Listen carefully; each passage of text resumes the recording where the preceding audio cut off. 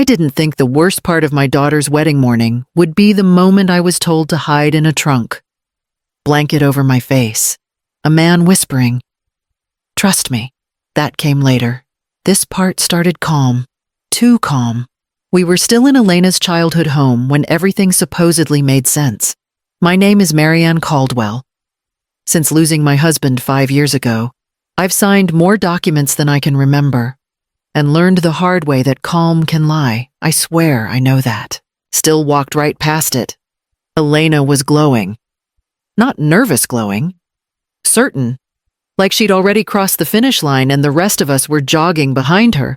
She kept saying Victor's name the way people say a prayer. Soft. Automatic. I let it slide. I wanted to be the mother who didn't ruin the morning. Victor floated in and out. Phone always in his hand, he'd step into the hallway to handle one thing.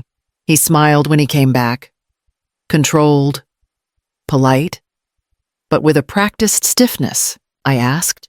Stupidly casual. About the accounts after the wedding, he laughed it off. Said something about love not needing spreadsheets. Cute line. He'd practiced it. I missed that then. The house smelled like coffee and hairspray. That was it.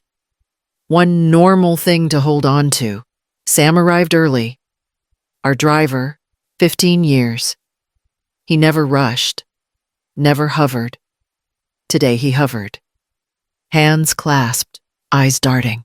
He asked me, quietly, if we could talk before we left. Not when you have a moment, before. I almost said no. Honestly, I almost told him to wait. Imagine that. I followed him outside instead, told myself it was nothing, told myself a lot of dumb things that morning. Sam didn't walk away once we stepped outside. He waited until the door closed behind us, then leaned in like walls could hear. Ma'am, I need 5 minutes, he muttered.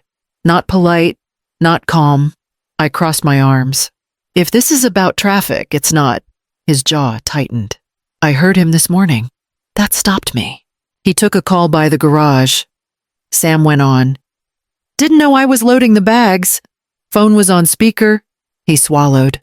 He said, after today, her family can't block access anymore. I stared at him. Access to what?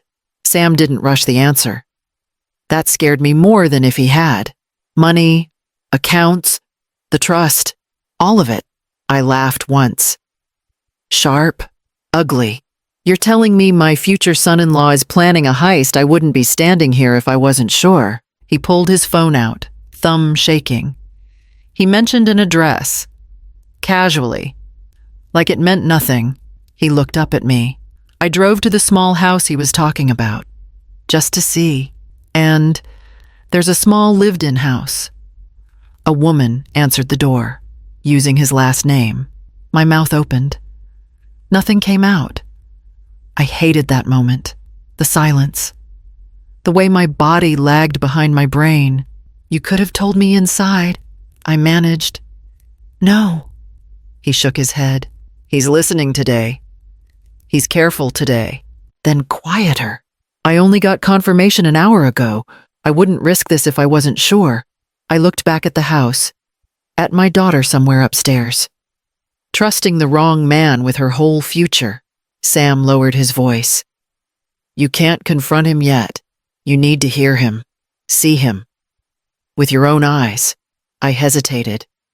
Too long. He opened the car door anyway. I've had my suspicions for a month, ma'am. I've been tracking his mileage and his stops. That's how I know exactly where he's going before we hit the church. You need to see it.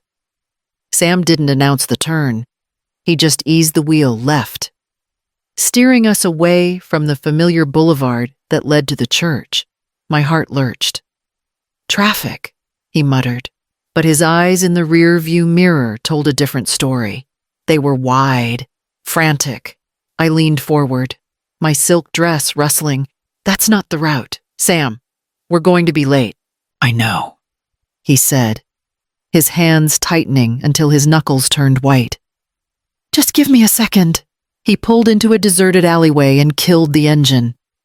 Before I could protest, He was out of the car. He opened my door, not with a chauffeur's grace, but with desperate urgency. He popped the trunk. "I'll pick Victor up at the hotel in 5 minutes," Sam whispered. Leaning in so close I could smell the stale coffee on his breath. "He's waiting for the wedding car. He won't suspect a thing if he thinks I'm just arriving. But you need to hear what he says when he's not performing. Hide. Now." I looked at the narrow, dark space of the trunk. It was insane. It was undignified. But Sam's voice cracked when he said, "Please."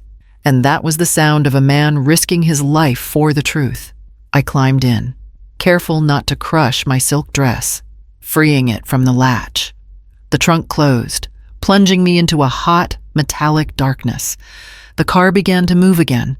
I counted my heartbeats in the dark, every second stretching into an hour. Then, the car dipped. The passenger door opened, and the scent of Victor's expensive cologne drifted through the gaps in the seat. He slid in, oblivious to the extra weight in the back. "Early as always, Sam," he said, his voice relaxed, happy, and chillingly fake. I stayed quiet, a ghost in the machine, waiting for the mask to slip. The car kept moving. I knew the rhythm of that drive. I'd done it 100 times. Instead, we took a quiet side street, past boarded-up shops, avoiding the usual route to the church. None of that happened. We slowed instead, then another turn. The engine hummed different, like it wasn't trying to get anywhere fast. Victor leaned back. "Loose. You're early, Sam. Trying something new," Sam replied. "Even. Too even." Victor laughed. "As long as we're not late." She hates being late. I thought, my daughter. Not his wife, not the other one. The car rolled to a stop. The sound of gravel under tires. Not the church lot, not even close. I shifted under the blanket. Careful. There was a thin crack near the latch where light slipped in. Just enough. I saw a house. Small. 1 floor.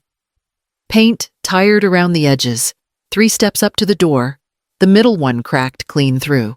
A plastic tricycle tipped on its side by the garage. 1 pink sneaker near the porch, like it had been kicked off in a hurry. Victor straightened. "This'll take 5 minutes." Sam didn't answer. Victor opened his door, closed it. His footsteps moved toward the house. No hesitation, no confusion. Like he'd been there before, like he knew exactly which door would open. I pressed my fingers into my palm to keep from shaking. This wasn't some mistake. This wasn't a wrong turn. This was part of his morning. The blanket stuck to my skin. Heat pooled in my chest. I slowed my breathing the way Sam told me. Quiet, invisible. The front door opened. A woman's voice drifted out. Low, tired, not surprised. Victor answered her without charm, without the voice he used on my daughter. Different man, same mouth, the door shut behind them. I stayed folded in the trunk, staring through that thin line of light at a house my future son-in-law never once mentioned, listening to the sound of a life that clearly didn't start with my daughter, and wouldn't end with her either. Victor didn't lower his voice once he stepped inside. Sam had left his phone in the center console. Line open to the one in my hand under the blanket, through the earbud. Victor's voice was terrifyingly clear. His phone chirped. A click. Speaker on. "Yeah, I'm here," he said, already annoyed. "I told you. Today changes things," a woman answered, not the one from the door. This voice was sharp, focused. "Business. Don't get sloppy now," she warned. "We need clean access." Victor exhaled. "Relax. After the ceremony, once the trust transfer is legally recognized, her family can't block anything." My throat tightened. Trusts. Plural. He knew the language. Chaw. He'd learned it. Timing the woman pressed. 1 year. Victor replied, Maybe less if she stays compliant. Divorce can be amicable if she thinks it's mutual. I pressed my teeth together. I tasted metal. The blanket stuck to my lips. What about the accounts, the woman asked? The property's accounts mapped. Charleston Holdings, conservative trustees overseeing legacy assets. Conservative trustees. That's why the wedding matters. After today, assets are untouchable. Untouchable. He smiled when he said it. I could hear that smile. And the kid, she asked. Victor paused. Just a beat. Handled. Keep him quiet. He doesn't need details. Another voice cut in then. Male. Older. Worn down. You promised this would end. It will. Victor snapped. Once the transfer's done. The call crackled. The woman again. You're sure she won't question anything? Victor laughed. Soft. Dismissive. She's in love. Her mother's careful. But careful people trust paper. I've given them plenty. My hands curled into fists. Nails bit skin. I stayed still. If I moved, I'd scream. If I screamed, I'd lose everything. The woman lowered her voice, and if it goes wrong, Victor didn't hesitate. Then I walk. Clean. I've waited longer than this. The call ended. Silence pressed down. I lay there in the dark. Heat climbing. Listening to a man who wasn't cheating or confused or reckless. He was harvesting. The door opened again. Footsteps. Victor's voice shifted back into warmth. Like flipping a switch. A different man walked out. The engine started. Above me. The car rolled forward toward a wedding built on timing, paperwork, and a lie that had already done its damage. I didn't cry. I didn't pray. I listened. The front door didn't stay closed long. It opened again, sharper this time. Like someone losing patience. The woman stepped out first. Late 30s, maybe. Hair pulled back too tight. Eyes that had learned how to stay alert. She looked straight at Victor. Not around him. Not past him. You promised, she muttered. Today was supposed to fix this. Victor dropped the warmth from his face like a coat. Keep your voice down. That was when the kid appeared. Small, around 5, judging by his backpack and shoes. He ran straight into Victor's legs and wrapped his arms around him. No hesitation. No checking first. Dad. He laughed. You're back. My chest seized so hard I thought I'd made a sound. I didn't. I bit down and stayed quiet. Victor bent automatically. One arm around the boy. Not awkward. Not staged. Practiced. Hey, buddy, careful. The woman crossed her arms. We don't have time for this. He's calling again. Victor straightened. I told you, after the wedding. You always say that. Her voice shook now. After this, after that, the deadline's real. He lowered his tone, commanding. I know what I'm doing. You're gambling with a child. She snapped. With our child? That word hit harder than anything else. Our... Victor glanced toward the street, toward Sam's car, toward me. I'm not failing him. He replied. I'm securing him. By marrying someone else, she shot back. By lying to her mother's face. She's a means. Victor cut in, flat. That's it.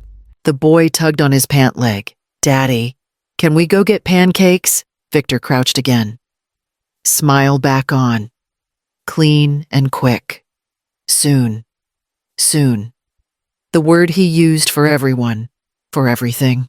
The woman looked away, jaw tight. 1 year. She whispered, That's what you promised. 1 year is enough, Victor replied. No emotion left in it. I stared at that child through a sliver of light, the way he leaned against Victor's knee like it belonged to him, because it did, long before my daughter ever entered the picture. This wasn't a mistake, or a slip, or a bad man making a bad choice. This was a structure, built early, maintained carefully. The door closed again, and the wedding clock kept ticking. The trunk opened without ceremony. No warning, just light and air crashing in at once. Sam held out his hand. I took it. My legs complained, then obeyed. I didn't look back at the house. If I did, I'd lose the focus I'd fought to keep. "I'm sorry," he murmured. "Don't." My voice came out steadier than I felt. "Just show me." He moved fast. No speeches. He unlocked his phone and handed it over. "Voicemail? From earlier. He left it when you were still upstairs." I pressed play. Victor's voice filled the car. Casual, confident, talking about timelines, about keeping things clean, about how marriage fixed access problems. I handed the phone back. "Next." Sam pulled out another device. Photos. Time-stamped. Photos at the house, bending to the kid, standing too close to the woman with the tired eyes.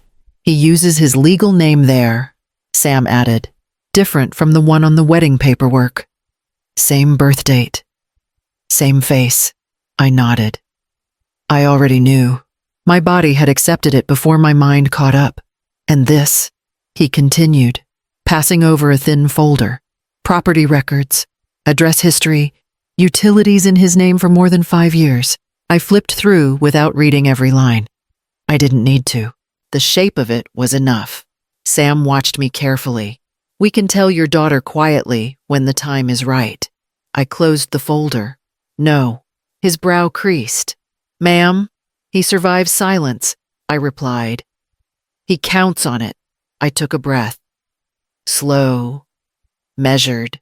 If I pull him aside, he lies. If I warn him, he runs. Sam understood. I saw it in the way his shoulders dropped, the way his grip loosened. "I want truth where it can't be edited." I looked at Sam. "Call the agency. Sam, have the backup car pick up that woman and her son immediately. I want them waiting at the side entrance before the vows begin." "No excuses." Sam nodded, his hand already reaching for his phone to coordinate the move. He understood exactly what I was doing. The church bells rang in the distance. Close now, I straightened my dress, smoothed what couldn't be fixed. "Drive," I told him. "We're still on schedule." As the car turned back toward the road he'd avoided earlier, I held the folder on my lap like an anchor and felt something settle inside me. Rage burns fast. Proof waits. I walked into the church like nothing had happened. That was the trick. Shoulders back, face neutral. I slid into the front row and kept my hands still. Elena looked unreal, calm, certain. She smiled at me like this day was a locked door and love was the key. I smiled back because I'm her mother, and because timing matters more than honesty sometimes. I hate that I know that. Victor stood at the altar. Relaxed. Too relaxed. He caught my eye and nodded, like we shared a secret. We did, just not the one he thought. The priest began. Words I'd heard before. Promises dressed up as tradition. I focused on breathing. Slow in, slower out. The folder was heavy against my knee. Proof doesn't make noise. It waits. Victor squeezed Elena's hand. Possessive, confident. He'd already counted the days, already mapped the exit. I looked at my daughter's face and felt the old instinct kick in. Protect. Delay. Smooth it over. The dumb part of me wanted to stand up and pull her away quietly. Spare the room. Spare the mess. That part had almost ruined everything earlier. I let it pass. The priest reached the line everyone knows. The pause. The space where silence usually wins. I stood. Not fast. Not slow. Just enough to be seen. The room shifted. Victor turned. Confusion first, then something like calculation. I held the folder tighter and took one step forward, feeling the weight of every second I'd waited, and didn't sit back down. My voice didn't shake. That surprised me. I object. The word landed heavy, not loud, just final. The priest froze mid-breath. Victor turned fully then, smile gone, eyes sharp. "This is inappropriate," he muttered, already stepping toward me. "We can talk later." "No," I replied. "We can listen now." I lifted my phone, tapped once. His voicemail filled the church. Clear, calm, talking about timelines, about trusts, about access becoming untouchable after marriage. No romance in it, just structure, planning. Victor's face tightened. "That's edited. It's yours."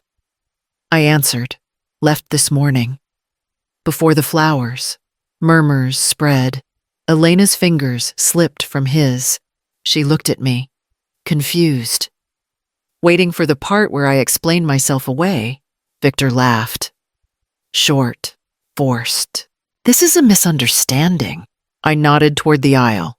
The woman stepped forward. She didn't rush. She held herself together like someone used to waiting her turn. Her eyes met mine once, then Elena's. "I'm his wife," she said. "Legally, for 5 years." Victor spun. "Don't." She didn't flinch. "We have a child. That did it." The woman stepped forward first, her legal papers in hand.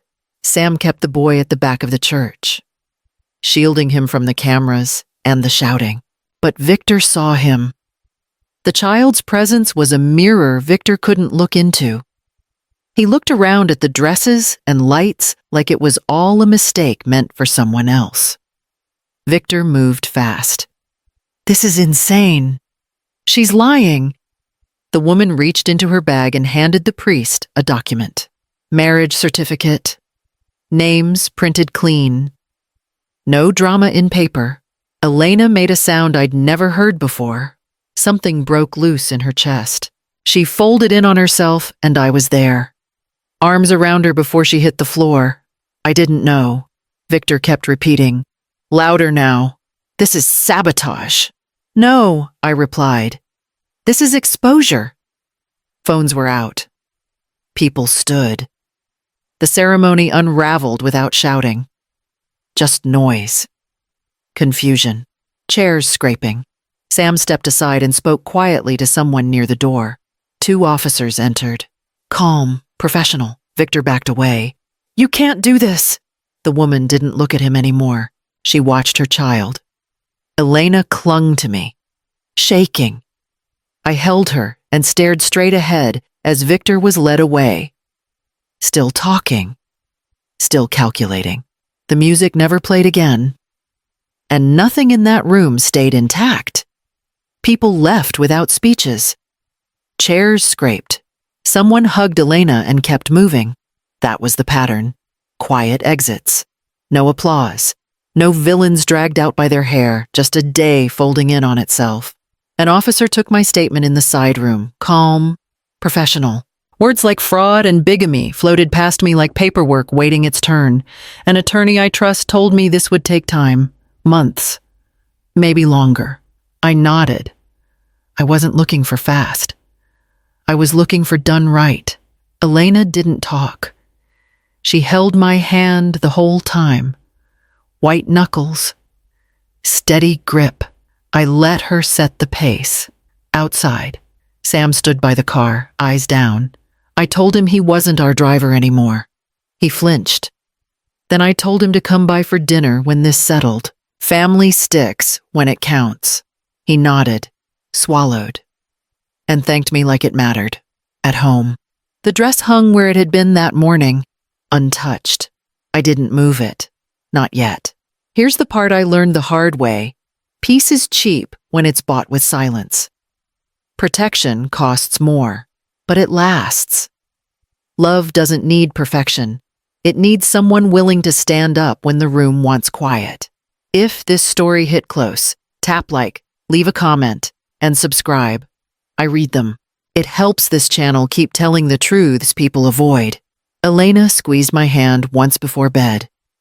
That was all. I stayed up, staring at the dress, deciding what to do with tomorrow.